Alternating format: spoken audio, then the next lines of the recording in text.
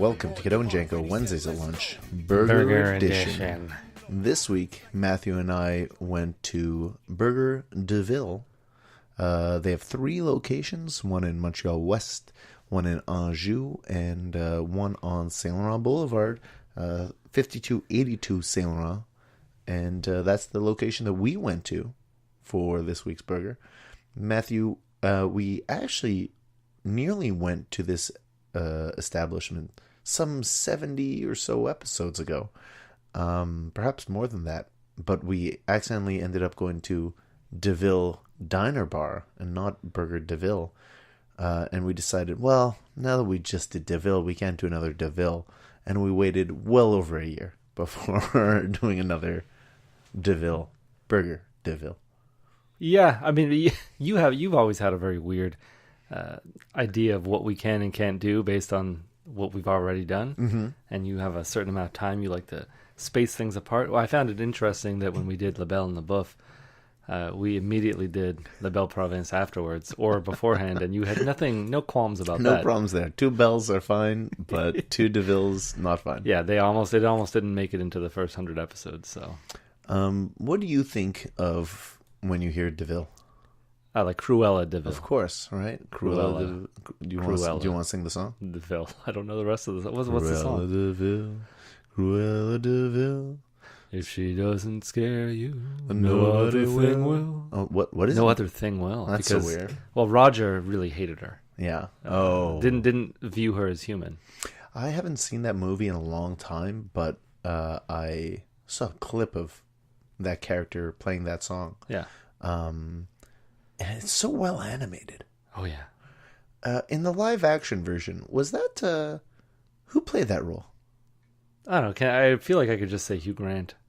I'm trying to remember his name. Wasn't it the guy from Dumb and Dumber, but also the Newsroom? And I recently watched the Steve Jobs movie. He was in Jeff Daniels. Jeff Daniels. Oh, maybe, but he doesn't sound like a Roger. No, he could be named Roger. But not that Roger. Not that Roger. No, I can't imagine anybody embodying that. He's got to be Hugh Grant. Okay. I don't know a lot of British actors. Fair enough. Were they British? They were super British. I don't recall. The whole all the dogs were British too, and they went to Scotland Yard to help find the other dogs. I haven't seen this movie in a dog's age. All right, Matthew. Your first impressions on Burger de Ville when we walked into the restaurant? Very unimpressed. Elaborate, please. Well, I had been to DeVille Diner Bar, and that seems like the kind of place Cruella DeVille might actually very swanky, eat at. Very posh. Yeah, this other place, really just a greasy spoon little guy. You find? No, not even. It didn't even have that charm to it. They had nice tables and chairs. Mm-hmm. Well, I guess pretty standard. It was very standard. It was outdated. It kind of almost seemed like it used to be a Tutti Frutti that they turned into a Tutti Frutti breakfast joint. Yeah. Okay. What other Tutti Frutti joints are there? I don't know. Tutti Frutti Rudy. Is that even the line? Well, I don't think any of the. Ba-da-ba-da-ba-ba-da-bamboo. I don't know if they're like. Met a girl named Claire? I don't remember. Anyway. I don't know if it mattered what was in that song, just because none of the words are actually words. Okay. So the line is whatever you want it to be. What are we talking about? The decor of the restaurant. Decor of the place. Yeah. I don't know. I just found it very unimpressive. It was very basic, and then they had a couple of poster art canvases of just generic jazz. Yeah, that's true. Yeah. And they were playing from some soft jazz, some pretty normal run-of-the-mill jazz music. Yeah. Which to me doesn't seem like burger music.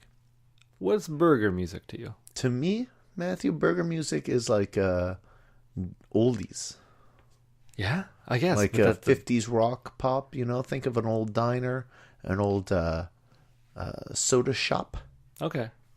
So burgers are more of a timepiece for you. It takes you back to a certain time, but what about modern burgers?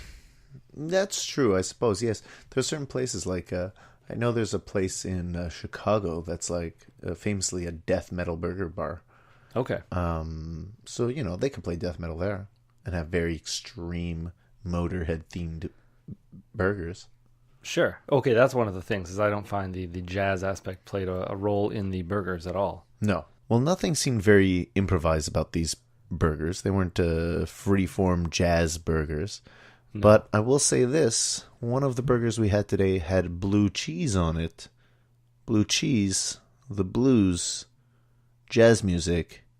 Matthew, let's just get into these burgers. Yeah, I appreciate you trying to find the connection. I made an effort. So the first of these two burgers had blue cheese, peppered croûte, which I believe is like just a crusty bread, right? Caramelized onions, lettuce, tomato, black pepper. Black pepper mayo. That's what it was. This one was called Le Noir et Bleu. Mm-hmm. And the second burger that we're going to talk about was a maple glazed smoked ham, Oka cheese, maple Dijon, fried onions topped with, and the burger was topped with a sweet pickle, and this was the burger cabane à sucre. Yeah. It's getting to springtime. I mean, the past couple of weeks have been feeling very springy, but now we're in the midst of a snowstorm, so winter is rearing its ugly head once more. Yeah. But it's still become cabane à sucre season, and this felt like a good decision to get a cabane à sucre burger. I don't know. I mean, I gotta stop being a sucker for these things. These gimmicky burgers? These gimmicky, especially as soon as it's maple syrup, I keep going for it. And I don't feel that's a true... I can't get a good read on the burger, on like the actual burger place, if I'm just getting their gimmicky syrupy burger. I suppose, but maybe in doing that, you are getting a good read on the place, because this place is the type of place that will embrace gimmicky burgers. Maybe. I like in the future, next time I see something that has maple syrup, and I'm like, oh, I want you to stop me. I don't know if I will. I can't promise that, Matthew, because I like maple syrup too. So we got these two burgers and split them. We each had a bit of each. Yeah. And I did do a pretty terrible job of cutting mine in two, and you got a bit of an underwhelming portion. Yeah. But I made sure to ask for the smaller half of yours, but you cut a lot better than I did. Yeah, it's hard. It's not.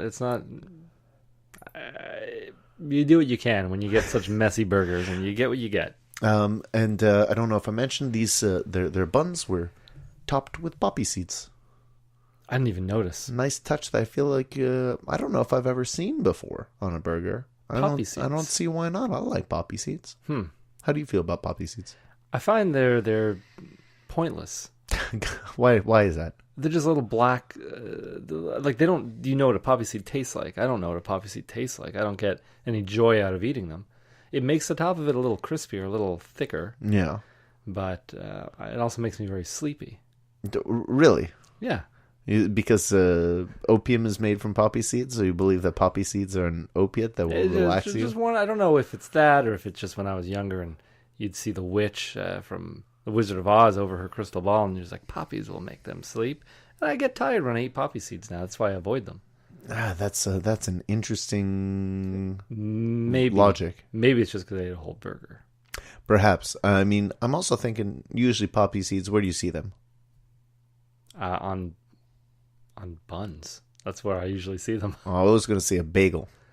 Sure. Normally, if I'm going to see poppy seeds, it's usually on a bagel. Mm-hmm. A bagel's kind of like a breakfast food. Yeah. To me. Yeah.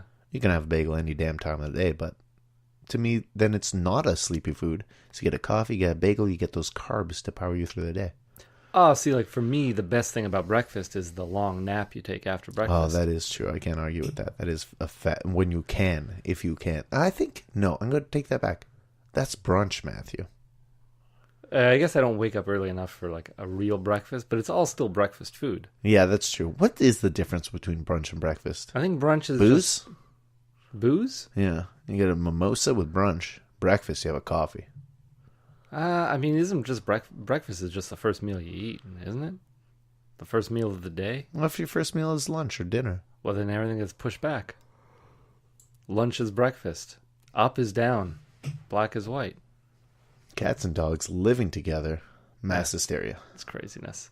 Okay, let's get into this blue cheeseburger, Matthew. I like this one more than Did you? Than I thought I would. Okay. It was a shame I only had such a sliver. I just had like just the edge, just like you trim the fat off of it. We also asked to have both of these burgers cooked medium, and that our burgers were not cooked the same. No, the blue cheeseburger came up quite bloody, pretty well, not in a bad way, but like it was an accurate medium. It was nice and red and juicy. Blue cheese wasn't overwhelming. It wasn't a ton of blue cheese. The caramelized onions gave it a little sweetness. I thought it was a fine burger, though. I wasn't over the moon about it. It was decent. Yeah, I like the taste of the patty. I found that one was cooked the way we had asked for it. Right. I mean, like I said, the bun doesn't, like the poppy seeds on the bun. If anything, it's a. They seem to distract you quite a bit. They do, because I even though you did not notice them. But I like, now that you tell me about it, I worry. I wonder if I had little bits of poppy seed in my teeth, because I've got the kind of teeth where you can. Once again, I don't have freak teeth. I remember saying this. I need to clarify this, but you have the little grooves in between your teeth, like everybody does, and things like poppy seeds, especially, will get stuck. And I'm usually pretty good at removing them. But I think after that burger, specifically, when I came back home, and I went to work later on, maybe an hour had passed, and then I looked in the mirror and I was like, I got something in my teeth, and I haven't eaten anything since that burger. You think it was the poppy seed? I think it was a poppy seed. I did not notice anything. Only you noticed, and no one at your work told you that you had poppy seeds in your teeth. But the thing is, like, I wouldn't tell anybody, and I don't think I'd want to be told. Why wouldn't you tell anyone? I always tell people, "Oh, you've got a smudge on your face. Oh, you've got something in your teeth." You did say, you did tell me I had a smudge on my face earlier today. I mean, like, I'll be at work and I'll be talking to someone and I'll just sort of scratch my tooth, be like, "Hey, you've got something in your teeth," and make eye contact with them. And who doesn't appreciate that? I don't think I would. I think I'd like to find it on my own. I want to carry on a little compact mirror so I can catch it on myself all the time. But no, I have never been the person to do that. If anything, I just try to avoid the person after the fact and hope that they figure it out. Or you got a piece of like parsley or spinach in your teeth. You don't want to be notified because it's easily fixed. Yeah, but I always feel rude cutting the person off, and so they'll be talking, and then eventually 5 minutes has gone by, and it's like, well, I can't tell them now. It's been 5 minutes since I took a bite of their sandwich. Well, that's why you tell them right away. As soon as you notice, you go, "Oh, hold on, smile, show me your teeth." Some people refuse and like cover their mouth and be like, "No, I'm trying to help you out. Show me your teeth." Yeah, you got something there. Actually, I think that is the best way to do it. You say like, "Oh, hold on, let me see your teeth," and then they'll know there's something there, but they don't think that you really saw it. Yeah, that's the way to do it. I once did an interview with somebody. They didn't get food stuck in their teeth, but they were eating a salad during the interview, and they dropped a whole slice of cucumber onto their lapel. Yeah, I mean, shirt, tie, yeah, onto the shirt, like the upper breast of their shirt. Like, it was really like just a big sloppy piece of cucumber with like the salad dressing and everything. They didn't notice for 15 minutes, and I didn't say a word. Why wouldn't you? I don't know. And like, they finished the salad, they put the salad down, they had no food in their hands for at least 10 minutes. To finish the interview, I left, and I'm sure at some point she realized, "Oh man, I've had this cucumber on my shirt for some time." So now, do you think? Okay, I've got some questions. Do you think that she later found this cucumber on her shirt and was thinking, "Man, that guy didn't tell me I had a cucumber on my shirt. Why wouldn't he tell me?" And my second follow-up question: did you get this job? Oh, it wasn't that kind of. It wasn't that kind of interview. Okay, it wasn't a job interview. This was just like, finding out about somebody. Oh, okay. Which sounds very strange. It was for a newspaper article. Oh, okay. I don't know why I was being so elusive. It just made it seem really weird. Yeah, I don't know. It was. You're a private detective. It was fine. I'm sure that she had the same reaction I would have had, where